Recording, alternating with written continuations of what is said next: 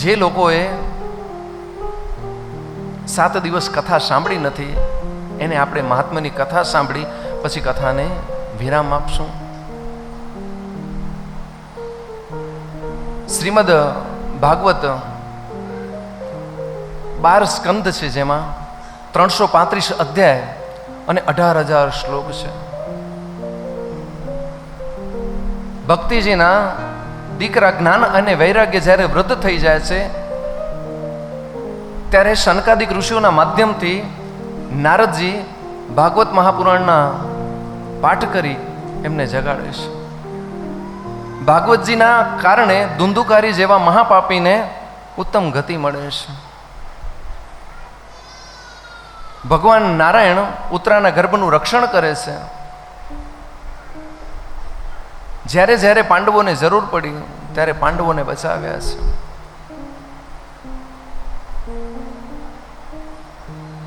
ક્યાંક ભગવાને ધ્રુવને સ્થિર સ્થાન આપ્યું છે, તો ક્યાંક અસુરોના દીકરા પ્રહલાદજી ઉપર ભગવાને કૃપા કરી છે. જ્યારે જ્યારે પૃથ્વી ઉપર સંકટ પડ્યું છે, અધર્મનો મહિમા વધી ગયો છે, ત્યારે ધર્મની સ્થાપના કરવા માટે એ નારાયણ ક્યારેક વરાહ બનીને આવ્યા છે, ક્યારેક નરસિંહ બનીને આવ્યા છે, ક્યારેક વામન બનીને આવ્યા છે. મર્યાદામાં રહી અને રામ બની લીલાઓ કરી છે. તો દ્વાપર યુગની અંદર નટખટ લીલાઓ કરી પૂર્ણ પુરુષોત્તમ ભગવાન શ્રી કૃષ્ણ રૂપે અવતાર ધારણ કર્યો છે. દેવતાઓના કાર્ય કરવા માટે પ્રભુ કુર્મ અવતાર ધારણ કર્યો છે.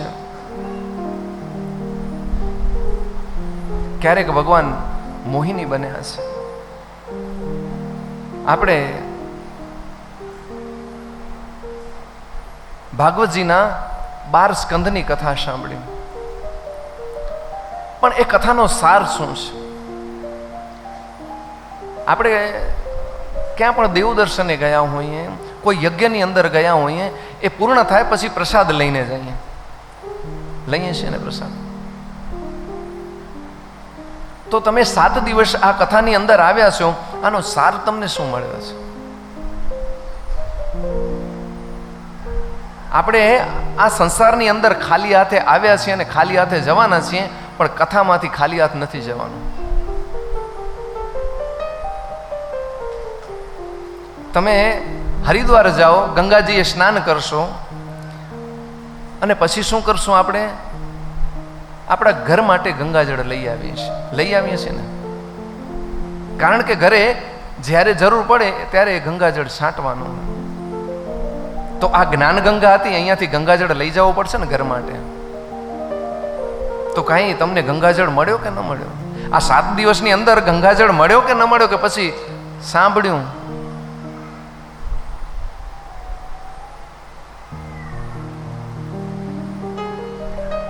જ્યારે પરીક્ષિત રાજા કલિયુગનું દમન કરતા હોય છે ત્યારે કલિયુગ હાથ જોડી ભગવાન પાસે, પરીક્ષિત રાજા પાસે ઊભો રહી જાય છે કે પ્રભુ, તમે મારામાં અનેક અવગુણ જુઓ છો, પણ મારો સૌથી મોટામાં મોટો ગુણ છે. શું ગુણ છે કલિયુગમાં સૌથી મોટામાં મોટો? મને લાગે છે આજે જ બધા કથા સાંભળવા આવ્યા છે. 7 દિવસથી કોઈ बापू कथा 7 दिन से कोई नहीं सुन रहा, आज ही आए हैं शायद. कलियुग परीक्षित राजा ने कहे छे कि मारो सौथी मोटामां मोटो गुण छे कलौ कैशव कीर्तनम. શું છે સૌથી મોટામાં મોટો ગુણ? મોટા મોટા યજ્ઞો કરવાની જરૂર નથી. કદાચ તમને તમારામાં સામર્થ્ય ન હોય, તમારું શરીર ન ચાલતું હોય, એટલી સંપત્તિ ન હોય તો તીર્થમાં જવાની જરૂર નથી.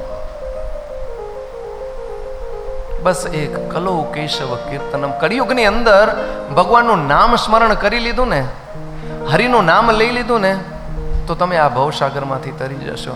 એટલે આ કથાના માધ્યમથી એક કથાની પ્રસાદી છે. હવે વિચાર આવશે કે મહારાજ કલો કેશવ કીર્તનમ વાત તો સાચી, પણ હરિના નામ 1000 છે, નામ કેવું લેવું? હરિના નામ 1000 છે, કદાચ અમે ઘરે જશું મહારાજ તમે કહો છો એટલે અમે કલયુગની અંદર ભગવાનનું કીર્તન કરશું, નામ સ્મરણ કરશું, પણ હરિના નામ 1000, નામ લેવો કયો? ગોપાલ કેવો, ગોવિંદ કેવો, નારાયણ કેવો, કનૈયો કેવો, કૃષ્ણ કેવો, રામ કેવો, શ્યામ કેવો? ત્યારે આ ભાગવતજીના માધ્યમથી હું તમને એક નાનો, તમે એને અહીંયાની પ્રસાદી કયો, ગંગાજળ કયો કે અમૃતનો કળશ કયો, તમારે જે સમજવો એ સમજી લો. જ્યારે તમને સમય મળે, જ્યારે તમને આસન ઉપર બેસો ન બેસો, આમાં કોઈ નિયમ નથી. જેમ ગોરો કુંભાર કામ કરતા કરતા વિઠ્ઠલ વિઠ્ઠલ બોલતો હોય તો આપણે શા માટે ન કરી શકીએ? રસોઈ કરતા કરતા શા માટે ભગવાનનું નામ સ્મરણ ન કરી શકીએ? તો નાનો એવો તમને હું આપું, એક જ છે, શ્રી કૃષ્ણમ શરણમ મમ, શ્રી કૃષ્ણમ શરણમ મમ. આમાં તમારી બધી મનોકામનાઓ પરિપૂર્ણ થઈ જશે. આ એક મંત્ર તમને ભવસાગર તારી દેશે. આ એક મંત્ર તમને સંસારમાં જે ઈચ્છો એ ઐશ્વર્ય આપી દેશે. આ એક મંત્ર તમારા જીવનની અંદર જે મીઠાશ નથી, જે માધુર્ય નથી, એ પૂર્ણ કરી દેશે. શ્રી કૃષ્ણમ શરણમ મમ. જે તમારા જીવનની અંદર વાત્સલ્યતા નથી, એ વાત્સલ્યતા આ મંત્ર ભરી દેશે. તો આ કથાના માધ્યમથી, આ કથાની પ્રસાદી સમજો, ગંગાજળ સમજો કે અમૃતનો કળશ સમજો, બસ આ યાદ રાખજો, શ્રી કૃષ્ણમ શરણમ મમ, શ્રી કૃષ્ણમ શરણમ મમ.